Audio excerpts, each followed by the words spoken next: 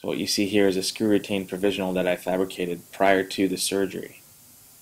Everything that you see here was done before the patient was ever treated clinically. What we're doing here is just screwing on the prosthesis, checking the fit and the accuracy. We'll adjust the occlusion to make sure that this tooth is completely out of occlusion so that true osseointegration does occur.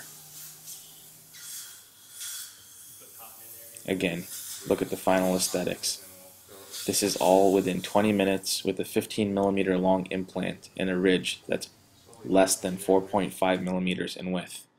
Here you can see a post-op scan with the initial plan superimposed on the post-op scan. The accuracy is dead on. And here are some post-op pictures immediately after the operation itself. A true success.